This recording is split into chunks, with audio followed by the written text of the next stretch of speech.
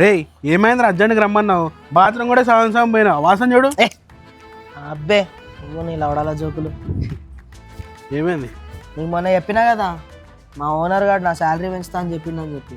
పెంచినా నడరా దావత్ చేసుకుంటున్నా. అరే అవులే మొత్తం వినరా వచ్చా కదా ఇలా మా ఓనర్ గారు పిలిచి నన్ను జాబ్లోకి తీసేసిన అని చెప్పిండ్రా అబ్బే. ఏం అర్థమవుతలేదు. మంత్ వస్తుంది ఇంట్లో శాలరీ అడిగితే ఏమని చెప్పాలరా? అరే నువ్వు ఉన్నట్టు నిజం చెప్పరా భయ్. అవులాగా బాబే మనం బీటెక్ ఫెయిల్ అయిపోయినాం.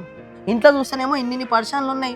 ఈ టైంలో పోయి మా డాడీ నా జాబ్ పోయిందని చెప్పింది అనుకో కుక్కని తిట్టినట్టు తిడతాడు. ఆల్రెడీ నేను బీటెక్ ఫెయిల్ అయినందుకు కుక్క కన్నా హీనంగా చూస్తున్నాను ఇంట్లో. పోయి నిజం చెప్పు అంట. సిగ్గుండాలా చెప్పడానికి. ఏం చేద్దాం మళ్ళా? మీ ఫ్రెండ్స్లో ఎవరన్నా ఒక 20,000 అప్పించేటోళ్ళు ఉంటే చూడరా. అరే కొడు ఉన్నాడు రా, కానీ 5 రూపాయలకి ఇంట్రెస్ట్ ఇస్తారా వాడు. పర్లేదురా అబ్బాయి నేను కట్టుకుంటా. ఏ వద్దురా, ప్రాబ్లం అవుతుంది మళ్ళా.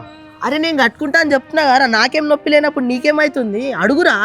అరే నీకు మళ్ళీ ఇంట్రెస్ట్ కట్టికి ప్రాబ్లం అవుతుంది రా భయ్. అసలు 5 రూపాయలు వడ్డీ. నిన్ను ఎప్పుడన్నా ఒక హెల్ప్ అడిగినారా? ఒక్కసారి హెల్ప్ అడిగితే అది కూడా చేయలేకపోతున్నా. ఏం లవడాలో దోస్తురా నువ్వు?